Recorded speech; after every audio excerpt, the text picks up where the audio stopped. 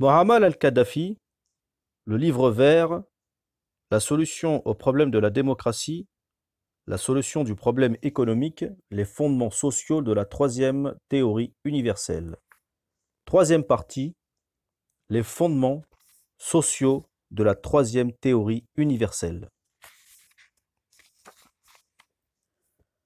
La force motrice de l'histoire humaine est le facteur social, c'est-à-dire le facteur national. Le lien social qui assure la cohésion de chaque groupe humain, de la famille à la tribu et à la nation, est le fondement même de la dynamique de l'histoire. Les héros de l'histoire sont des êtres qui se sont sacrifiés pour des causes. Ils ne peuvent être définis autrement. Mais pour quelle cause ils se sont sacrifiés pour les autres? Mais quels autres? Des hommes avec lesquels ils avaient des relations. La relation existante entre un individu et un groupe est une relation d'ordre social, c'est-à-dire identique à celle qui existe entre les membres d'une même communauté. La base sur laquelle se sont constituées les nations est le nationalisme. Les causes que nous évoquons sont donc des causes nationales. La relation nationale s'identifie à la relation sociale, car sociale dérive de société, c'est-à-dire des liens existants au sein d'une même société. Et le nationalisme dérive de nation, c'est-à-dire des liens existants au sein d'une nation. La relation sociale s'identifie donc à la relation nationale et réciproquement, puisque la société est la nation et que la nation est la société, même si elles diffèrent en nombre, mais à la condition que l'on écarte toute définition extensive du groupe visant des groupements temporaires constitués sans aucune référence à l'appartenance nationale. Nous entendons par groupe toute communauté permanente, unie par un lien national qui lui est propre. Par ailleurs, les mouvements historiques sont des mouvements de masse, c'est-à-dire communautaires. L'action menée par une communauté est pour elle-même, pour son indépendance vis-à-vis d'une autre communauté, bien que chacune ait sa propre constitution sociale. Les mouvements communautaires sont toujours des mouvements indépendantistes visant à réaliser l'autonomie des groupes vaincus, donc opprimés par un autre. Quant à la lutte pour le pouvoir, elle se déroule à l'intérieur du groupe jusqu'à l'échelon de la famille, comme l'explique la première partie du livre vert, traitant des fondements politiques de la troisième théorie universelle. Le mouvement communautaire est un mouvement d'une communauté pour elle-même, car étant donné sa structure naturelle, une communauté a des besoins sociaux qui doivent être satisfaits d'une façon communautaire. Ces besoins ne sont en aucune façon individuels. Ce sont en réalité des droits, des revendications ou des objectifs communs à toute une communauté liée par le même nationalisme. C'est pour cela que ces mouvements sont appelés des mouvements nationalistes. Les mouvements de libération nationale, dans la période actuelle, sont eux-mêmes des mouvements sociaux qui ne disparaîtront que lorsque cessera la domination d'un groupe par un autre groupe. En conséquence, le monde traverse actuellement un des cycles normaux de l'histoire, la lutte nationale pour le triomphe du nationalisme. C'est la réalité historique dans l'univers de l'homme et c'est une réalité sociale.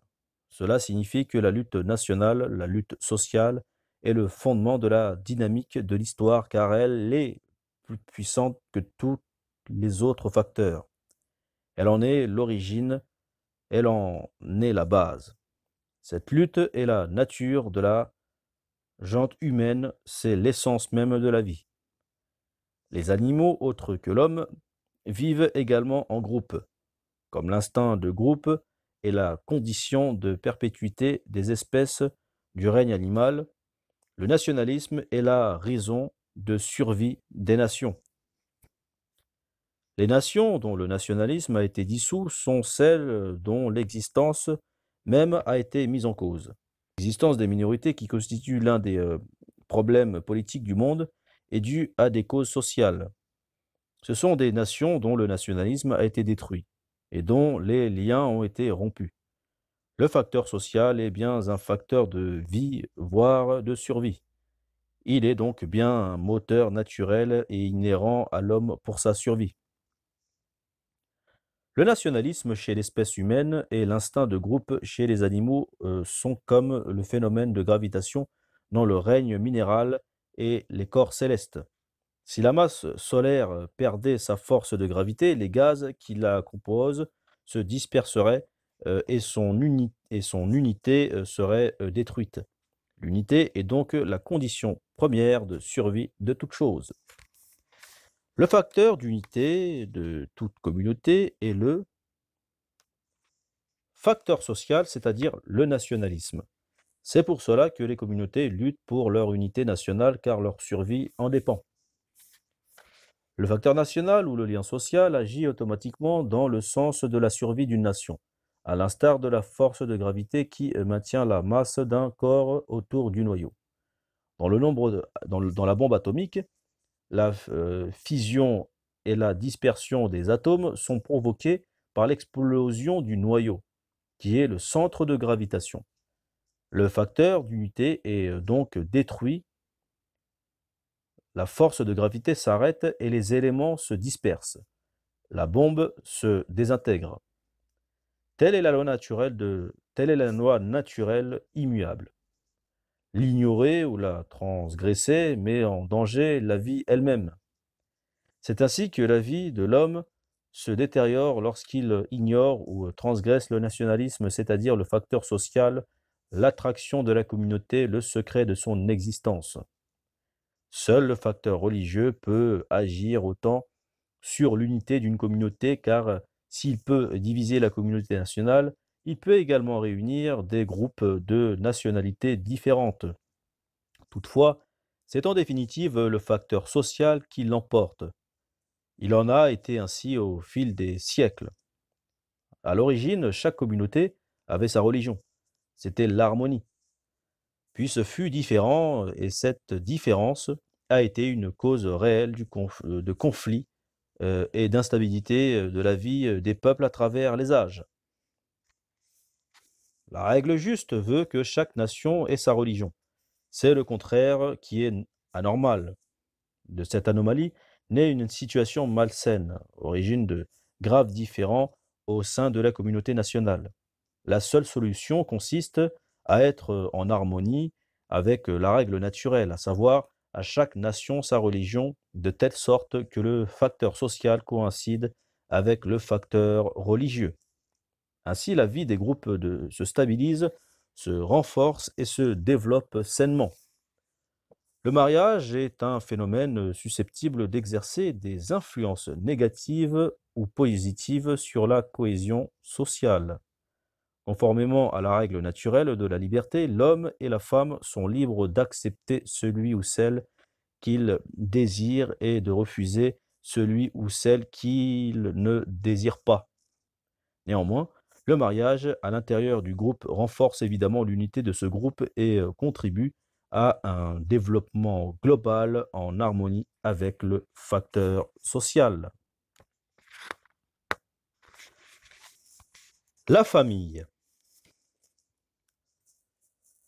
Pour l'être humain, la famille a plus d'importance que l'État. L'humanité se reconnaît dans l'individu et l'individu se reconnaît dans la famille, qui est son berceau, son origine et son environnement social. Par nature, l'humanité est incarnée par l'individu, dans la famille et non dans l'État qui lui est étranger. L'État est un système artificiel politique et économique, parfois militaire, sans rapport avec l'humanité. La famille est semblable à une plante prise isolément dans la nature, mais qui demeure l'élément essentiel du monde végétal. Le fait d'aménager le milieu naturel, en ferme ou jardin, n'est qu'un processus artificiel sans rapport avec la nature de la plante formée de branches, de feuilles et de fleurs. Que les facteurs politiques, économiques ou militaires aient agencé des ensembles de familles en État n'a aucun rapport avec l'humanité.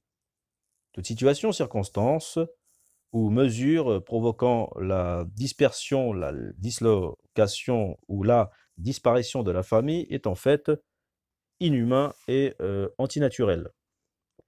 C'est un acte arbitraire, comme toute action, circonstance ou mesure conduisant à la destruction de la plante, à la cassure de ses branches, au dessèchement de ses nervures et de ses feuilles. Les sociétés dans lesquelles l'existence et l'unité de la famille sont menacées, quelles qu'en soient les circonstances, sont semblables à ces champs dont la flore est menacée par l'érosion, l'incendie et la sécheresse. Un jardin ou un champ prospère est celui où les plantes croisent, fleurissent, se pollinisent et s'enracinent naturellement. Il en est de même pour la société humaine. Une société heureuse est une société dans laquelle l'individu se développe naturellement au sein de la famille. Ainsi, la famille s'épanouit et l'individu trouve son équilibre dans la grande communauté humaine, comme la feuille à la branche et la branche à l'arbre détaché, elles perdent vie et valeur. Tel est le cas de l'individu isolé de la famille. Un individu sans famille n'a pas d'existence sociale et si une société humaine devait arriver à faire exister l'homme sans la famille, elle deviendrait une société de vagabonds pareille à des plantes artificielles. La tribu. La tribu est une famille qui s'est agrandie par l'effet des naissances. Il s'ensuit que la tribu constitue une grande famille. De même, la nation est une tribu qui s'est agrandie par l'effet démographique. La nation est donc une grande tribu. Ainsi, le nombre est-il la nation qui s'est ramifiée en différentes nations. Le monde constitue donc une grande nation. Le lien qui assure la cohésion de la famille est identique à celui qui maintient l'unité de la tribu, de la nation et du monde. Cependant, il s'affaiblit au fur et à mesure, il s'affaiblit à mesure qu'augmente le nombre. Le sentiment d'appartenance à l'humanité est de même nature que celui d'appartenance à une nation, à une tribu, à une famille. Toutefois, l'intensité d'un lien diminue lorsqu'il s'élève d'un échelon restreint à un échelon plus vaste. C'est une vérité sociale qui n'est déniée que par celui qui l'ignore. Le lien social, la cohésion, l'unité, l'amitié et l'amour ont plus de force à l'échelon de la famille qu'à celui de la tribu, plus force à l'échelon de la tribu qu'à l'échelon de la nation, plus de force enfin à l'échelon de la nation qu'à celui du monde. Les avantages, les privilèges, valeurs et idéaux issus des liens sociaux existent où ces liens sont forts. C'est une évidence première, c'est-à-dire qu'ils sont plus vigoureux à l'échelle de la famille qu'à celui de la tribu, à l'échelle de la tribu qu'à l'échelle de la nation, et à l'échelle de la nation qu'à celui du monde. Il est donc de première importance pour la société humaine de préserver la cohésion de la famille, de la tribu, de la nation et de l'humanité afin de bénéficier des avantages, privilèges, valeurs et idéaux produits de la cohésion, de l'unité, de l'amitié et de l'amour familial, tribal, national et humain. Ainsi, ces liens sociaux, avec les bienfaits, les avantages et les idéaux qui s'y rattachent, s'effacent lorsque se désagrège ou s'éteigne la famille, la tribu, la nation ou l'humanité. Du point de vue social, la société familiale est préférable à la société tribale. Celle-ci est préférable à la société nationale qui elle-même est préférable à la société mondiale, si on se réfère aux notions de cohésion, d'affection, de solidarité et de bénéfices mutuels.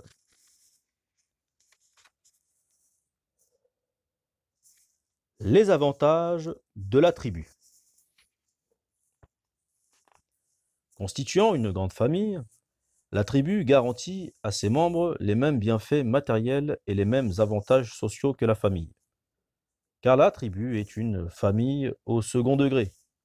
Ce qu'il importe de souligner, c'est que l'individu peut parfois se livrer à des actes déshonorants qu'il n'oserait commettre en présence de sa famille. Mais la famille étant de dimension réduite, il lui est possible d'échapper à son contrôle, alors que la tribu exerce sa vigilance sur tous ses membres. Dans cette perspective, la tribu donne à ses membres un cadre de comportement qui se traduit par une éducation sociale plus complète et plus noble que n'importe quelle éducation scolaire. La tribu est une école sociale dont les membres assimilent depuis l'enfance les idéaux élevés qui donnent naissance à un comportement social acquis pour la vie. Ces idéaux s'enracinent naturellement à mesure que grandit l'être humain, contrairement à l'éducation et les sciences enseignées officiellement et qui s'effacent peu à peu avec l'âge. Il en est ainsi car l'instruction a un caractère officiel sanctionné par des examens et que l'individu a conscience qu'elle lui est imposée. La tribu est un parapluie social naturel assurant la sécurité dans la société. En vertu de ces traditions, elle est garantie collectivement, elle garantit collectivement à ses membres le paiement des rançons et des amendes ainsi que la vengeance et la défense, c'est-à-dire une protection sociale. Le lien du sang est à l'origine de la formation d'une tribu, mais il n'est pas le seul car la filiation en est un autre.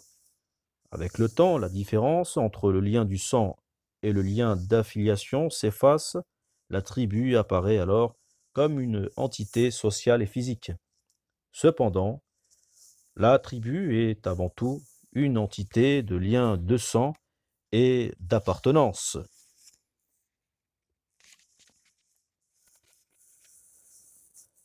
La nation. La nation est une couverture politique et nationale de l'individu plus étendue que la couverture sociale offerte par la tribu à ses membres. Le tribalisme est préjudiciable au nationalisme, car l'allégeance tribale affaiblit le loyalisme national. De même, l'allégeance familiale prospère aux dépens du loyalisme tribal et l'affaiblit. Indispensable à la nation, le fanatisme national est en même temps une menace pour l'humanité. Dans la communauté mondiale, la nation occupe la même place que la famille au sein de la tribu. Plus les familles constituant une tribu se querellent, plus grande est la menace qui pèse sur cette tribu. De même, si les membres d'une famille se disputent et si chacun ne poursuit que son propre intérêt, cette famille est menacée et si les tribus constituant une même nation se querellent, ne cherchant que leurs intérêts, cette nation est menacée. Le fanatisme national, l'utilisation de la force contre les autres nations plus faibles, l'enrichissement national par le pillage des ressources d'autres nations, tout cela est néfaste pour l'humanité. Par contre, l'individu fort, qui se respecte et est conscient de ses responsabilités, est utile pour la famille, de même qu'une famille solide, respectable et consciente de son rôle est socialement et matériellement utile à la tribu.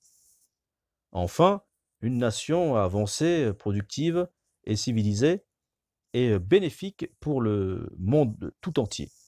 La structure politique et nationale se détériore si elle s'abaisse à de simples considérations familiales ou tribales.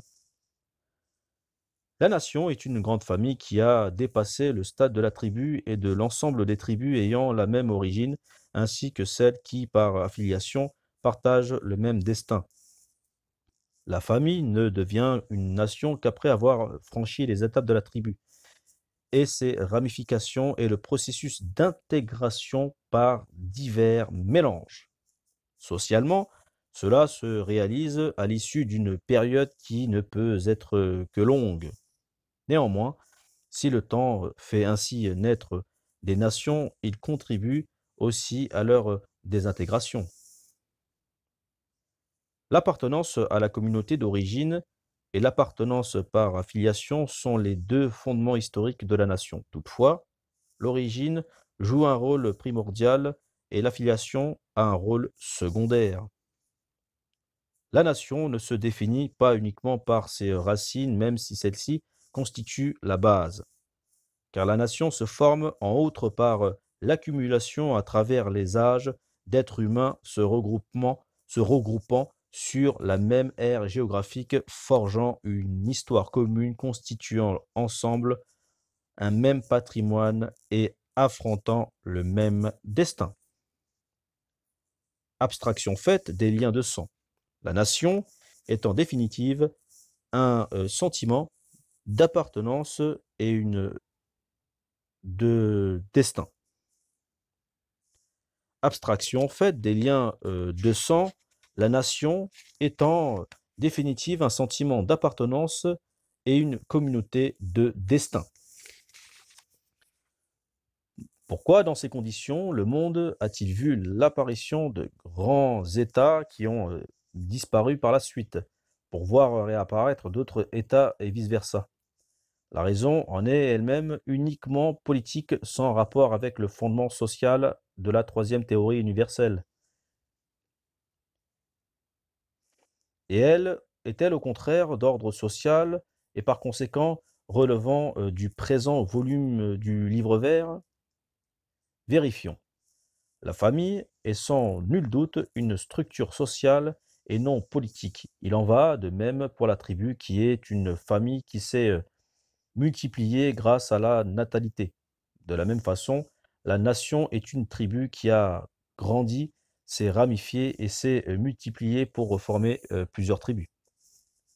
La nation est aussi une structure sociale fondée sur le rapport national comme l'est la tribu sur le rapport tribal, la famille sur le rapport familial et les nations du monde sur le lien humain. Ce sont là des évidences. Par ailleurs, il existe une structure politique constituant l'État et formant la carte politique du monde. Mais pourquoi cette carte du monde ne cesse-t-elle de se modifier à travers les âges? Cela vient du fait que cette structure politique peut ne pas coïncider avec la structure sociale. Lorsque ces deux éléments coïncident, une nation est durable et immuable. En cas de changement imposé par un colonialisme extérieur ou d'une dégradation, la structure politique réapparaît sous le signe du combat national, de la renaissance nationale et de l'unité nationale. Lorsqu'une structure politique englobe plusieurs nations, son territoire est condamné à se morceler, chaque nation tendant à conquérir son indépendance sous l'emblème du nationalisme. Ainsi, la carte des empires que le monde a connue s'est disloquée parce que ces empires étaient composés de plusieurs nations. Chacune d'elles ne tarde pas à se cramponner à son nationalisme et cherchant à conquérir son indépendance. Ainsi, l'empire éclate à chacune de ses composantes, retourne à son origine sociale. L'histoire du monde à travers les siècles en donne la preuve irréfutable. Mais pourquoi ces empires se composent-ils de nations différentes? La réponse est que la structure de l'État n'est pas uniquement une structure sociale, comme la famille, la tribu et la nation, mais une entité politique composée de plusieurs éléments dont le plus simple et le plus évident est le nationalisme. L'État-nation est la seule formule politique qui soit en harmonie avec la structure sociale naturelle. Il a une existence durable pour autant qu'il n'a plus à subir la tyrannie d'un autre nationalisme plus puissant ou que sa structure politique en tant qu'État n'est pas compromise par le jeu des tribus, des clans et des familles formant sa structure sociale. La structure politique se détériore donc lorsqu'elle est assujettie aux considérations de la structure sociale, tribale, familiale ou confessionnelle. D'autres facteurs peuvent également concourir à la formation d'un État autre que l'État-nation, tels les facteurs religieux, économiques et militaires. La communauté de religion, de même que les impératifs économiques et les conquêtes militaires peuvent conduire à la constitution d'un État regroupant plusieurs nationalismes.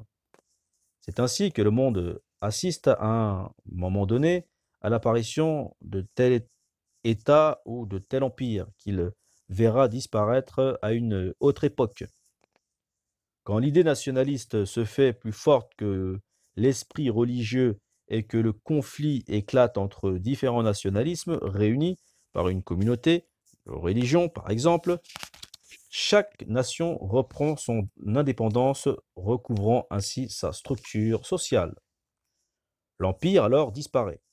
Réapparaît par la suite le rôle de la religion lorsque l'esprit religieux l'emporte sur l'idée nationaliste. En conséquence, les divers nationalismes se trouvent unifiés sous la bannière d'une religion jusqu'au moment où le nationalisme reprend de son tour la primauté et ainsi de suite.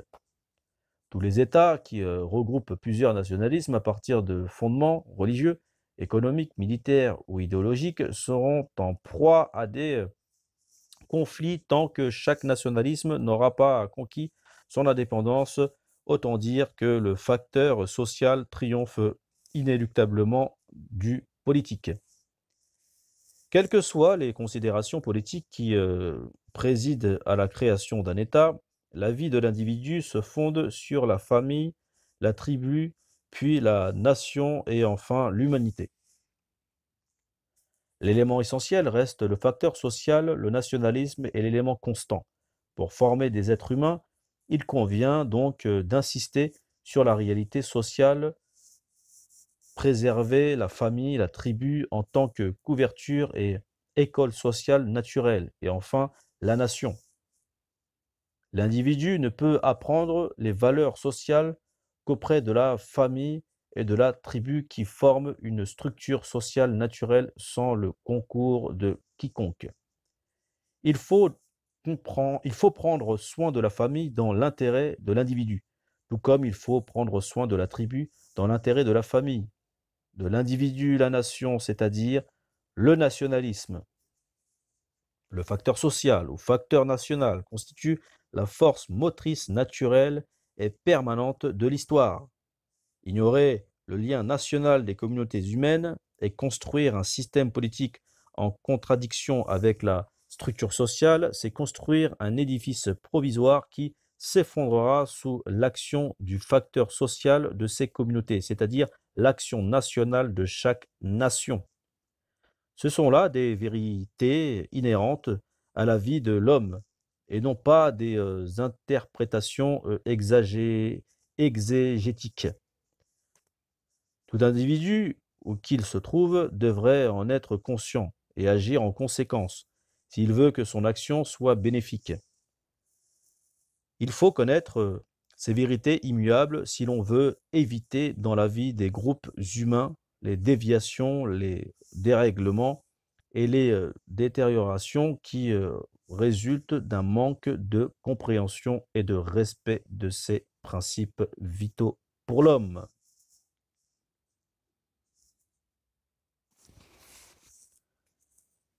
La femme. La femme est un être humain. L'homme est un être humain. Il n'y a en ceci aucun doute ni divergence. Par conséquent, il est tout aussi évident que la femme et l'homme sont égaux. De ce point de vue, la discrimination entre l'homme et la femme est un acte d'injustice flagrante et injustifiable. La femme mange et boit comme l'homme, la femme éprouve l'amour et haine comme l'homme, la femme pense, apprend et comprend comme l'homme. Comme l'homme, la femme a besoin d'un toit, de vêtements et de moyens de transport. Comme l'homme, elle ressent la faim et la soif. Comme lui, elle vit, elle meurt. Mais pourquoi l'homme et la femme? Il est bien vrai que la société humaine ne saurait se composer seulement d'hommes ou seulement de femmes. Elle est faite naturellement d'hommes et de femmes. Pourquoi n'a-t-il pas été créé uniquement des hommes ou uniquement des femmes? Après tout, qu'est-ce qui distingue l'homme de la femme. Pourquoi existe-t-il des hommes et des femmes? L'existence de l'homme et de la femme, et non de l'homme seul ou de la femme seule, doit bien répondre à une nécessité naturelle. Il en découle qu'aucun d'eux n'est exactement identique à l'autre, et que l'existence d'une différence naturelle entre l'homme et la femme est démontrée justement par le fait qu'ils ont été créés hommes et femmes. Cela signifie donc que chacun d'eux a son rôle en fonction de la différence qui existe entre eux. En conséquence, il doit y avoir, pour accomplir ces rôles naturellement distincts, des conditions de vie différentes prévalant pour chacun d'eux. Pour prendre conscience de ces rôles, il faut comprendre les différences de nature entre l'homme et la femme, ce qui naturellement les distingue. La femme est une femelle et l'homme est un mâle. Du point de vue gynécologique, la femme est sujette aux menstruations, c'est-à-dire à un affaiblissement mensuel. L'homme, en tant que mâle, ne subit pas le même phénomène et n'est pas soumis à un épanchement mensuel de sang. Parce qu'elle est femelle, la femelle subit naturellement une menstruation périodique. Lorsqu'elle n'a pas de flux menstruel, la femme est enceinte. Lorsqu'elle est enceinte, elle se trouve de ce fait affaiblie pendant environ un an, ce qui signifie que toutes ses activités normales sont sérieusement réduites jusqu'à ce qu'elle accouche. Lorsqu'elle a son enfant ou qu'elle fait une fausse couche, elle souffre de troubles puerpéraux, d'un affaiblissement consécutif à tout accouchement ou fausse couche. N'étant pas sujet à la grossesse, l'homme n'est pas donc pas soumis à la faiblesse qui caractérise la femme en tant que femelle. Ensuite, la femme doit allaiter son enfant. L'allaitement naturel s'étend sur environ 2 ans. De ce fait, la femme est si inséparable de son enfant que son activité s'en trouve sérieusement réduite. Elle devient directement responsable d'un autre être qu'elle aide à accomplir ses fonctions biologiques, faute desquelles il mourrait. L'homme, au contraire, ne conçoit ni n'allaite. Toutes ces caractéristiques naturelles produisent des différences innées où l'homme et la femme ne peuvent être égaux. Ceci est en soi la raison de la nécessité de l'existence d'un mâle et d'une femelle, c'est-à-dire d'un homme et d'une femme, chacun d'eux ayant un rôle ou une fonction différent dans la vie. L'homme ne peut en effet remplacer la femme dans l'accomplissement de ses fonctions naturelles. Il importe de remarquer que ces fonctions biologiques sont une lourde charge, imposant à la femme beaucoup d'efforts et de peines. Cependant, faute de ces fonctions qu'accomplit la femme, la vie humaine s'éteindrait. Il s'agit en conséquence d'une fonction naturelle qui n'est ni obsessionnelle ni obligatoire. C'est une fonction nécessaire dont la seule alternative est l'extinction à la vie humaine.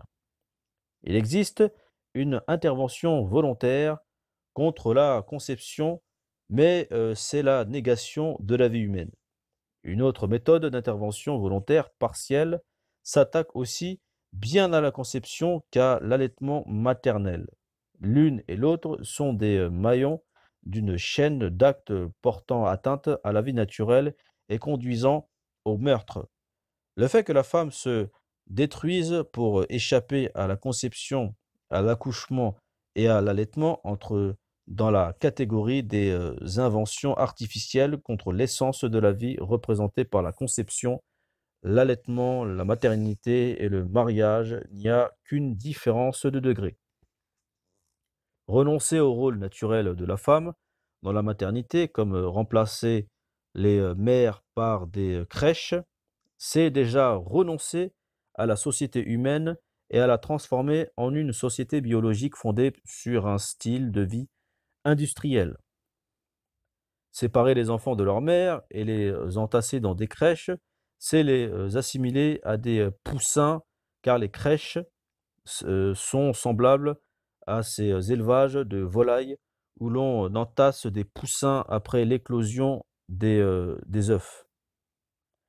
Rien ne convient mieux à la nature de l'être humain et à sa dignité que la maternité naturelle où l'enfant, entre parenthèses, doit être élevé par sa mère. Dans une famille où prévalent la maternité, la, la maternité, la paternité et la fraternité. Les volailles, comme toutes les autres espèces du règne animal, ont besoin de la maternité comme une phase naturelle. Les élever dans les poulaillers ressemblant à des usines est donc contraire à leur croissance naturelle. D'ailleurs, leur chair rappelle davantage la viande chimique que la viande naturelle. La chair, qui provient des élevages industrialisés, n'a aucun goût, ni aucune valeur nutritive, puisque les volailles sont élevées contre la nature sans la protection de la maternité naturelle. La chair des oiseaux sauvages est plus savoureuse et plus nourrissante car ils croisent et se nourrissent naturellement. Quant aux enfants privés de famille et de refuge, la société est leur tutrice, et c'est pour eux seulement qu'elle doit ouvrir des crèches et d'autres institutions du même genre. Il vaut mieux pour eux être pris en charge par la société plutôt que par des êtres autres que leurs parents. Si l'on essayait de déterminer expérimentalement l'attirance naturelle que l'enfant éprouve soit pour sa mère, soit pour la crèche, on verrait l'enfant opter pour sa mère et non pour la crèche, puisque la tendance naturelle de l'enfant le porte vers sa mère, c'est elle qui est naturellement désignée pour lui donner protection et soin. Placer un enfant dans une crèche constitue un abus de pouvoir et une répression contre les tendances librement exprimées. Pour tout être vivant, la croissance naturelle doit être saine et libre. Remplacer la mère par une crèche, c'est exercer un pouvoir de coercition contre cette croissance saine et libre.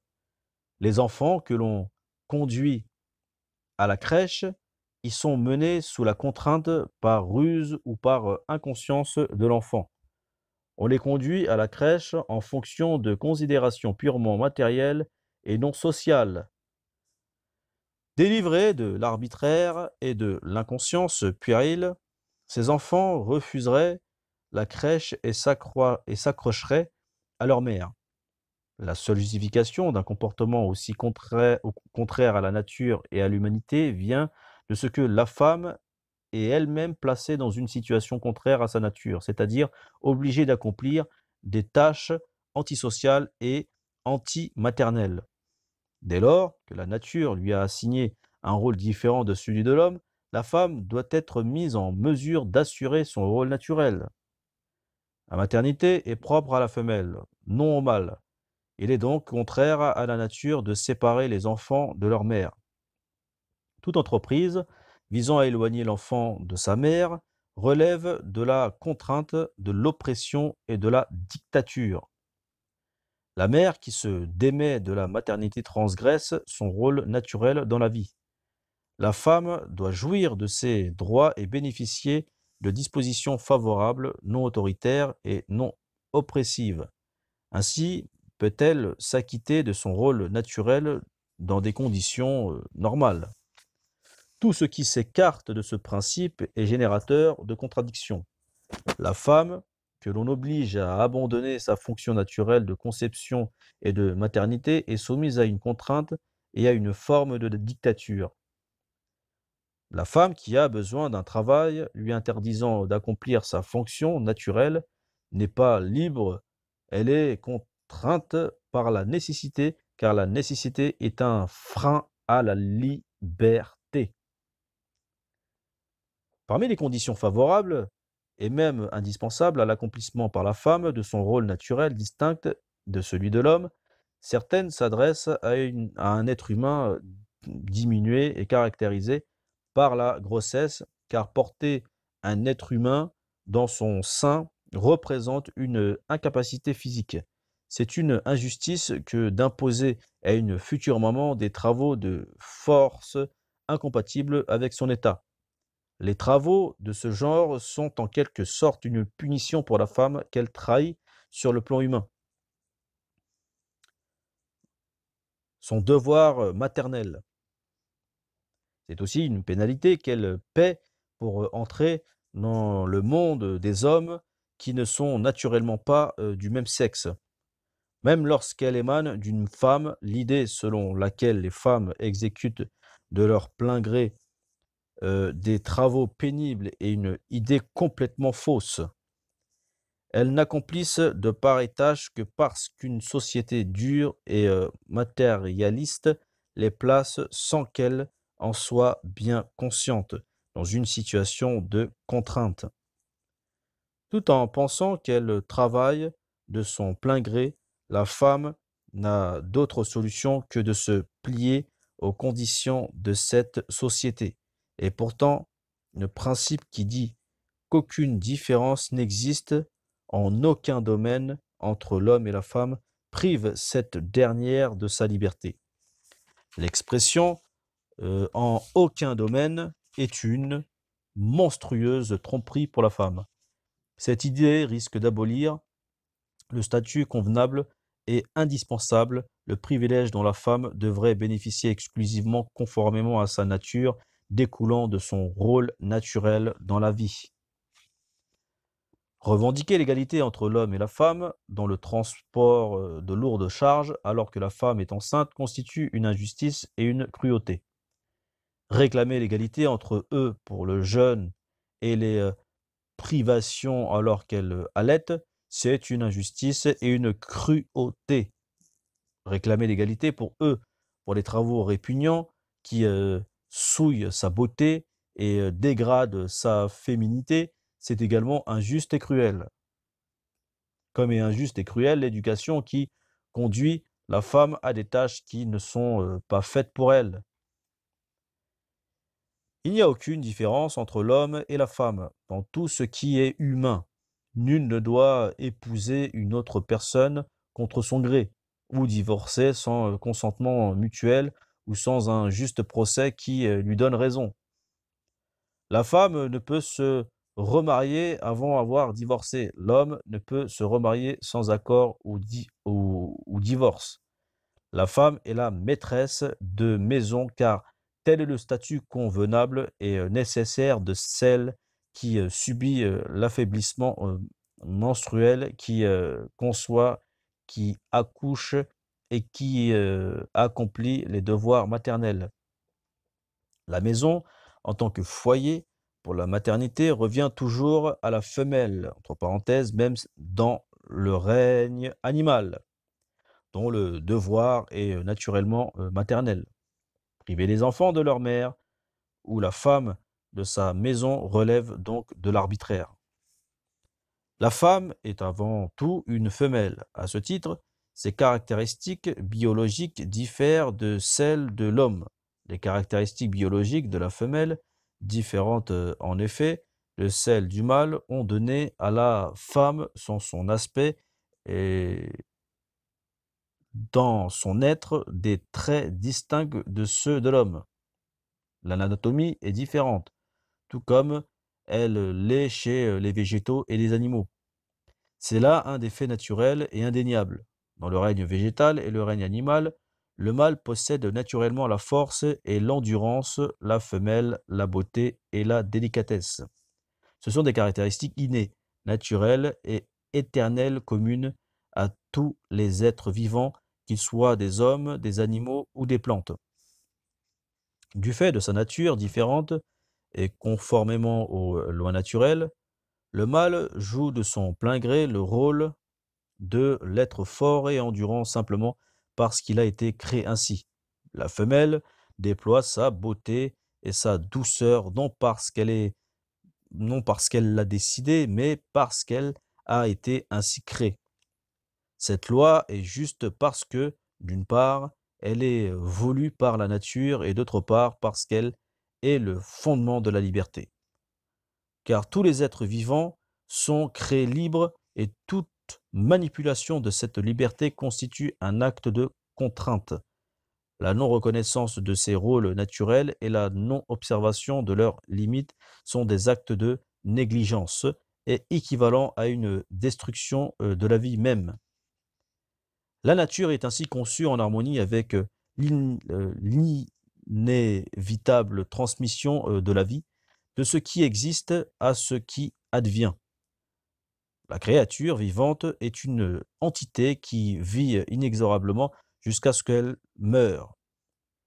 Du début à la fin, l'existence se fonde sur la loi naturelle, où il n'y a ni choix ni contrainte. C'est la nature, c'est la liberté naturelle. Chez les animaux et les plantes comme chez les hommes, il doit y avoir un mâle et une femelle pour qu'apparaisse la vie, du début à la fin. Ils ne se contentent pas d'exister, ils doivent jouer avec une absolue efficacité le rôle naturel pour lequel ils sont créés, pour lesquels ils sont créés. S'ils ne remplissent pas naturellement leur rôle, c'est qu'il y a un début dû à une raison quelconque.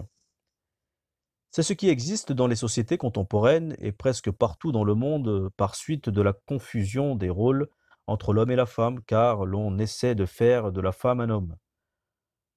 En accord avec leur nature et ses objectifs, ils doivent se montrer créateurs dans leurs fonctions respectives.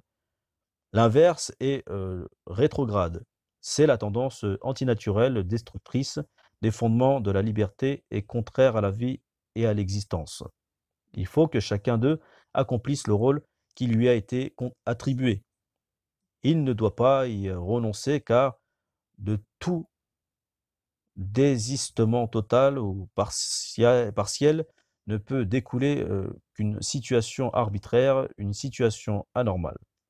La femme qui, pour des raisons de santé, renonce à la grossesse, au mariage, à la coquetterie et à la féminité, abandonne son rôle naturel dans la vie par suite de cet état contraignant.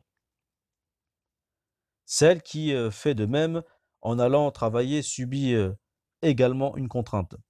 Celle qui le fait sans aucune raison tangible est soumise à une contrainte qui résulte d'une déviation morale vis-à-vis de la nature telle qu'elle est. En conséquence, la renonciation au rôle naturel de femelle ou de mâle ne peut résulter que d'une situation contraire à la nature, opposée à la liberté et mettant en péril l'existence même. Il faut donc une révolution mondiale qui mettra fin à toutes les situations matérielles empêchant la femme d'accomplir son rôle naturel, la vie, et l'obligeant à effectuer des tâches de l'homme pour conquérir l'égalité des droits. Cette révolution se produira inévitablement, en particulier dans les sociétés industrielles, comme une réaction de l'instinct de survie, sans même avoir besoin d'un instigateur tel que le livre vert. Toutes les sociétés de nos jours considèrent la femme comme une marchandise, l'Orient comme un article à vendre ou à acheter, et l'Occident ne la considère pas femelle.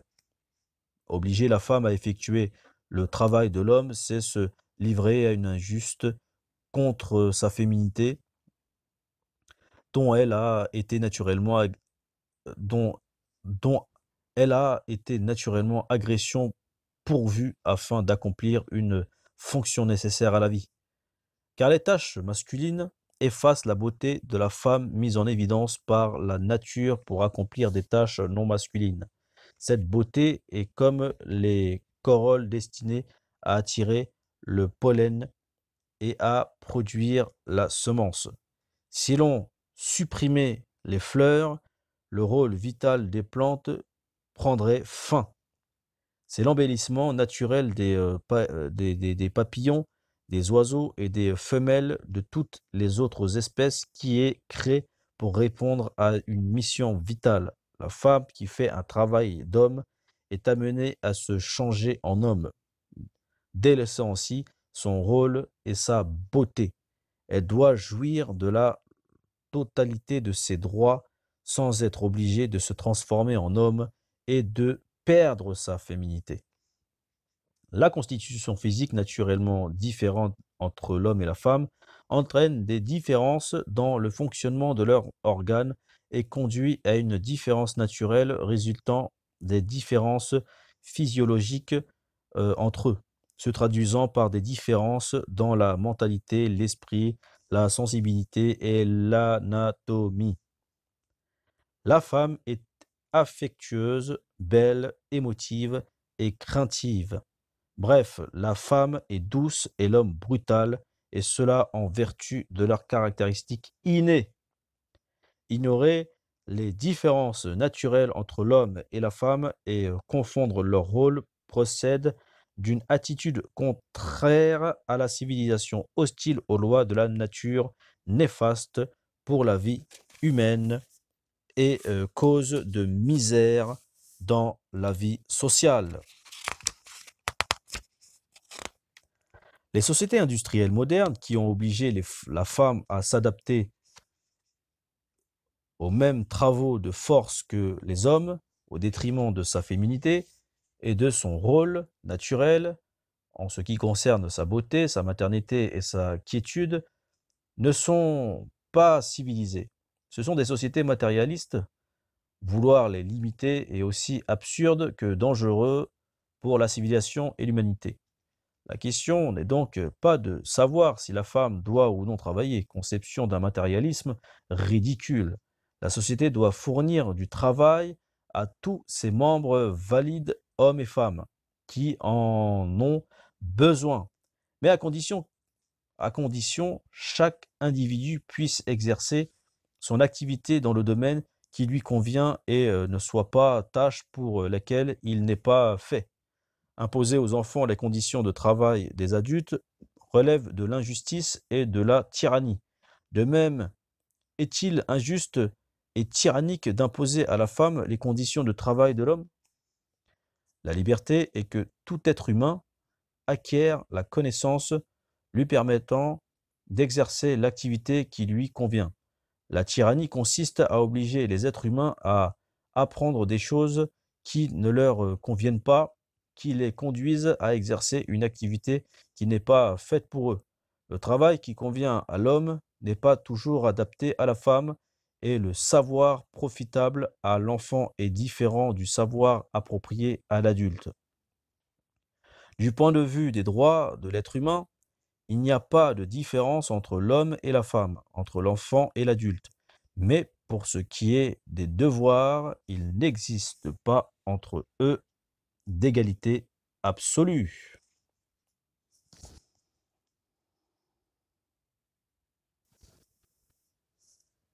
Les minorités. Qu'est-ce qu'une minorité? Quels sont ses droits et ses devoirs? Comment le problème des minorités peut-il se résoudre en partant des principes généraux de la troisième théorie universelle? Il n'y a que deux types de minorités. Celles qui appartiennent à une nation qui leur fournit un cadre social et celles qui, n'appartenant pas à une nation, forment elles-mêmes leur propre cadre social. Ces dernières accumulent les traditions historiques qui doivent leur permettre à terme, par le jeu de l'appartenance et de la communauté, le destin de former des nations.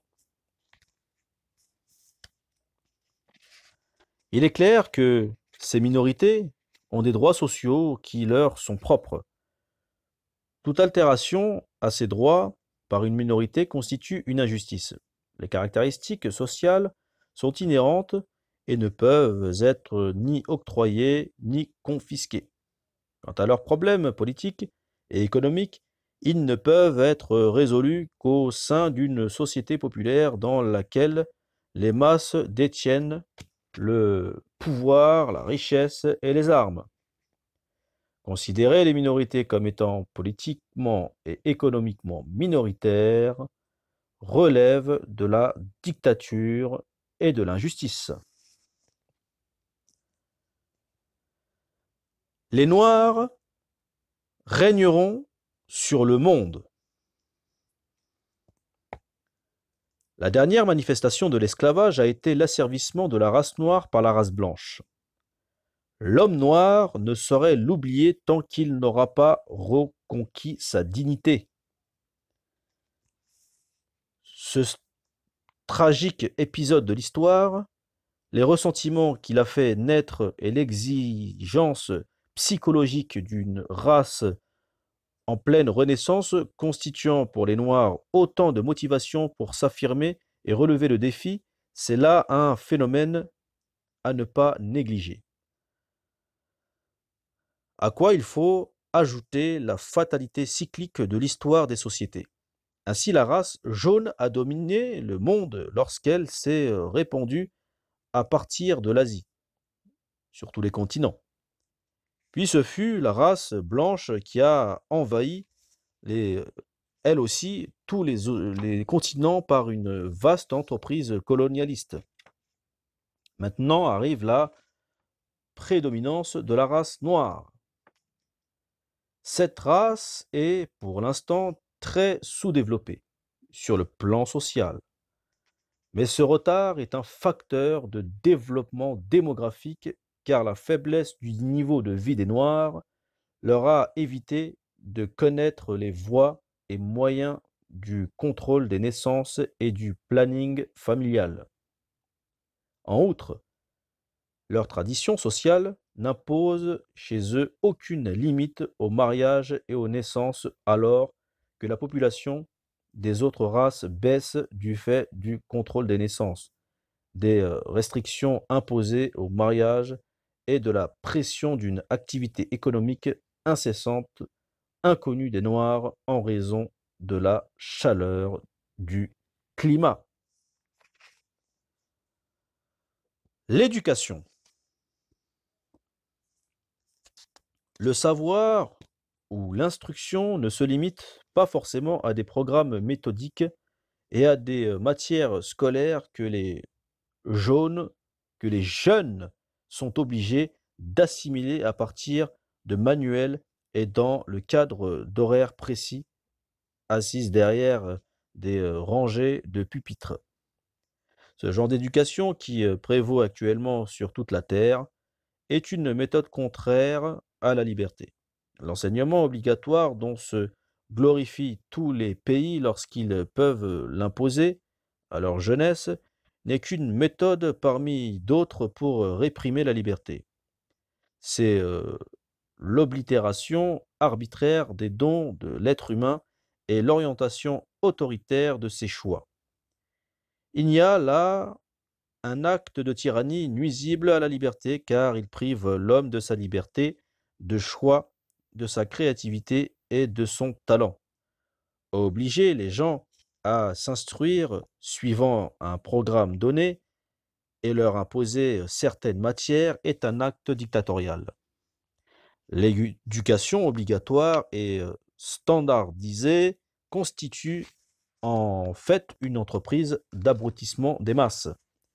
Tous les États qui déterminent officiellement les matières et les connaissances à enseigner et qui organisent ainsi l'éducation exercent une contrainte sur les citoyens.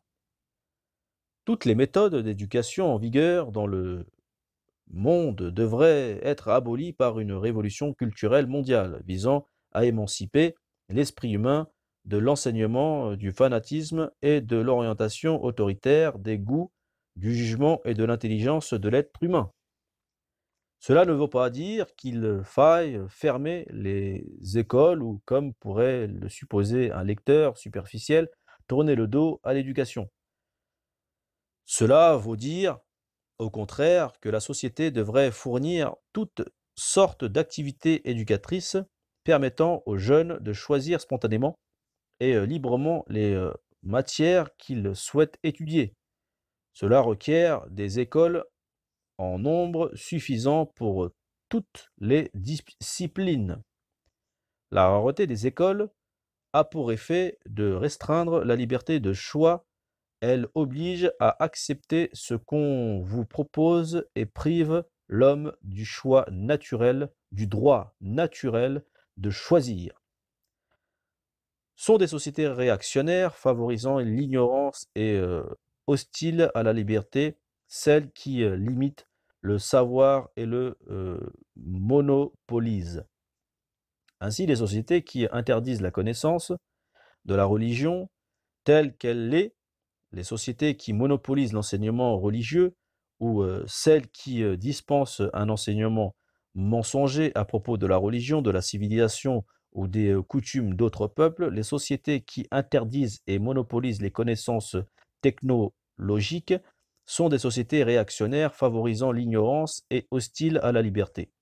Le savoir est, pour tout être humain, un droit naturel dont personne, sous aucun prétexte, ne peut le priver, sauf si l'intéressé a commis un acte justifiant qu'on le prive de ce droit. L'ignorance disparaîtra lorsque toute chose sera présentée dans sa réalité, et lorsque tout le savoir sera mis à la disposition de chacun, et de la manière qui lui convient le mieux.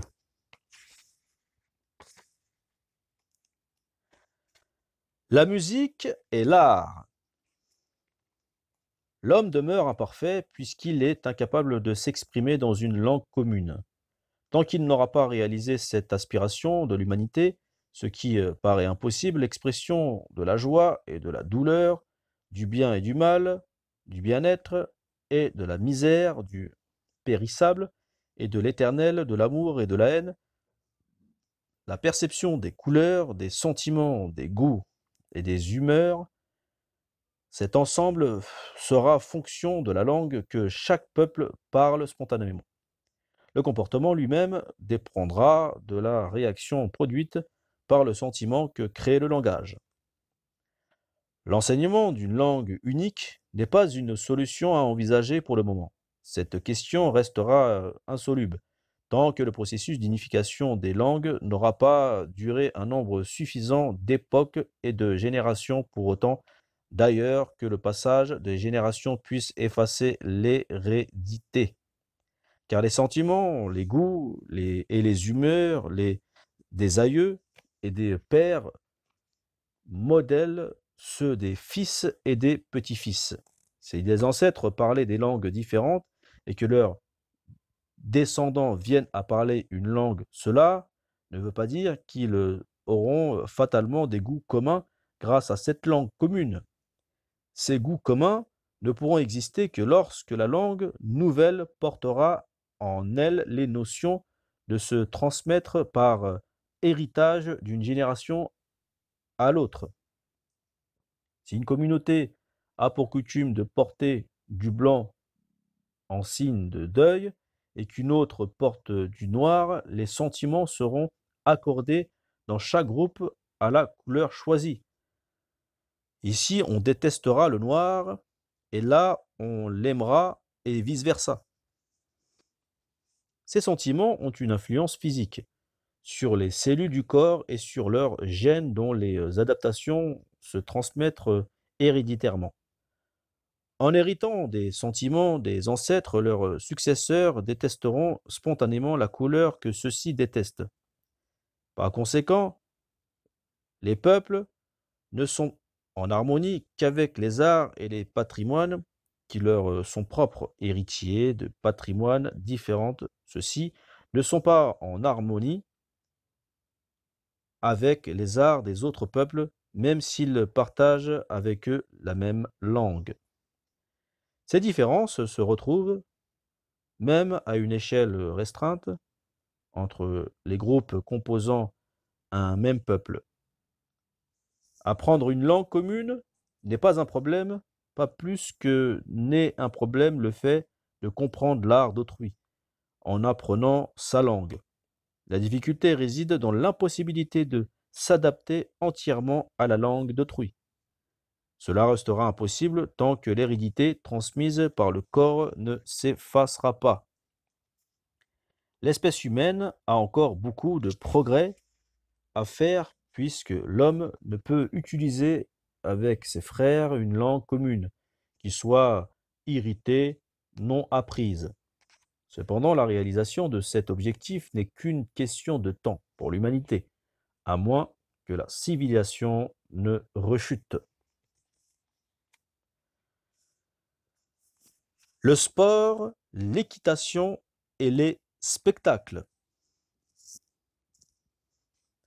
Le sport peut être une activité privée, comme la prière pratiquée par l'homme seul dans l'intimité d'une pièce close ou d'une activité publique pratiquée collectivement à découvert, comme la prière lorsqu'elle se pratique dans un lieu de culte collectif. Dans le premier cas, le sport concerne exclusivement l'individu. Dans le second, il est l'affaire de tous. Chacun doit s'y adonner, au lieu de confier à certains le soin de le faire à sa place. Il est déraisonnable que les foules se rassemblent dans un lieu de culte uniquement pour assister, sans y participer, à la prière de quelqu'un ou de quelques-uns. Il est tout aussi insensé que des foules se précipitent dans les stades ou des arènes pour assister à des sports individuels ou d'équipe sans y participer. Le sport est comme la prière, comme la nourriture, comme la sensation du chaud ou du froid. Il serait absurde qu'une foule se presse dans un restaurant simplement pour voir une personne ou un groupe prendre un repas.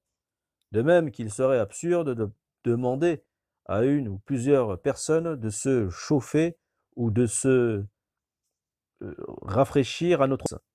Il est tout aussi illogique pour la société de laisser un individu ou une équipe monopoliser la pratique du sport alors que c'est l'ensemble de la collectivité qui finance ce monopole.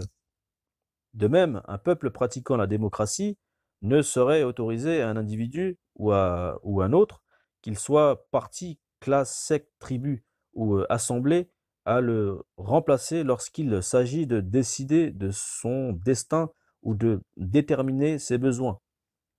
Le sport privé ne concerne que ceux qui le pratiquent eux-mêmes et à leurs frais. Le sport public est un besoin collectif, et le peuple ne saurait s'y faire représenter par d'autres ni physiquement ni démocratiquement. Du point de vue physique, un représentant ne peut transmettre à autrui les bienfaits corporels et moraux qu'il retire du sport. Du point de vue démocratique, aucun individu et aucune équipe n'a le droit de monopoliser à son profit le sport, le pouvoir, la richesse et les armes, ou les armes. Dans le monde actuel, les clubs sportifs sont des organisations de base du monde sport traditionnel. Ils accaparent tous les crédits et toutes les installations affectées au sport par l'État.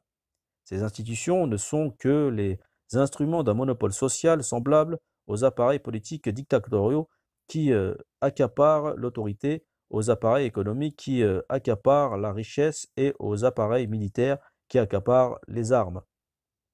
De même que l'ère des masses tend à briser les instruments de monopolisation du pouvoir, de la richesse et des armes, elle en viendra fatalement à détruire ce monopole des activités sociales que constituent les sports, les courses et les autres activités du même genre.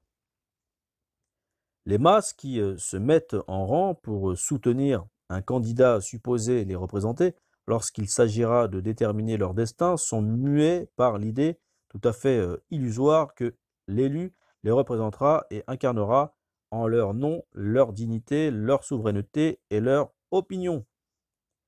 Mais ces masses, dépouillées de leur volonté, de leur dignité, sont réduites au rôle de spectateurs regardant quelqu'un d'autre accomplir ce qu'ils devraient faire eux-mêmes naturellement. Le même raisonnement s'applique aux foules qui, par ignorance, s'abstiennent de pratiquer le sport par elles-mêmes et pour elles-mêmes. Elles sont manipulées par des organisations monopolistiques qui s'attachent à les abrutir en leur permettant non pas de pratiquer le sport, mais seulement de rire et d'applaudir. En tant qu'activité sociale, le sport doit être au bénéfice des masses comme le pouvoir, la richesse et les armes doivent être dans les mains du peuple.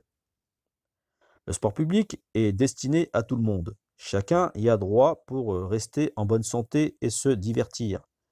Il est complètement absurde de l'abandonner et de réserver ses bienfaits à certains individus et à certains groupes qui en font un monopole, tandis que les masses fournissent les installations et financent l'organisation des sports publics. Les milliers de gens qui s'entassent dans les stades pour regarder, applaudir et rire sont des imbéciles qui se privent de pratiquer eux-mêmes ces activités. Ils se pressent sur les gradins comme en léthargie, applaudissant ces héros qui les dépouillent de toute initiative, qui dominent le terrain, manipulant le sport et détournant à leur profit les installations mises à leur disposition par les masses. De toute évidence, les tribunes publiques sont destinées à tenir les masses à l'écart des terrains de jeu à leur en interdire l'accès. Lorsque les masses comprendront que le sport est une activité publique à laquelle il faut participer et non assister, elles envahiront les terrains et les stades pour les libérer et y pratiquer les sports. S'il ne restait comme spectateurs qu'une minorité indolente, cela vaudrait beaucoup mieux. Les tribunes disparaîtront lorsqu'il n'y aura plus personne pour les occuper. Ceux qui sont incapables de faire preuve d'héroïsme dans la vie, qui ignorent les événements de l'histoire, qui n'arrivent pas à imaginer l'avenir, constituent en ce public de marginaux qui remplissent les tribunes pour apprendre et y voir le spectacle de la vie, comme des écoliers qui remplissent les classes parce sont non seulement incultes, mais même illettrés au départ. Ceux qui façonnent eux-mêmes la vie n'ont pas besoin de l'imaginer à travers le jeu des acteurs de théâtre et de cinéma, ou de cinéma. De même, les frais cavaliers qui tiennent solidement les rênes n'ont plus besoin de s'asseoir dans les tribunes des champs de course. Si tout le monde possède un cheval, il n'y a plus personne pour regarder et pour applaudir. Seuls restent comme spectateurs ceux qui, faute d'être de bons cavaliers, sont incapables de pratiquer cette activité. Ainsi, les peuples bédouins, très sérieux et très travailleurs, qu'ils prennent aucun intérêt au théâtre ni au spectacle. Menant une vie très austère, ils n'ont que dérision pour les faux semblants. De même, les Bédouins se soucient peu d'être spectateurs. Ils prennent part au jeu et aux réjouissances parce qu'ils reconnaissent par nature la nécessité de ces activités et s'y adonnent. Les sports de combat comme la boxe et la lutte sont le signe que l'humanité n'est pas encore de toute sauvagerie. Ils disparaîtront dépouillés lorsque l'homme aura gravi encore quelques échelons dans la civilisation. Les sacrifices humains et les duels au pistolet ont été fréquents à certaines époques de l'évolution de l'humanité. Mais il y a des années que ces pratiques sauvages sont tombées en désuétude. Maintenant, l'homme en sourit et regrette de s'être adonné jadis à de telles pratiques. Dans quelques dizaines ou quelques centaines d'années, la boxe et la lutte connaîtront le même sort. Et actuellement, ce sont des hommes les plus civilisés et les plus raisonnables qui sont en mesure d'éviter la pratique et l'encouragement de cette conduite sauvage.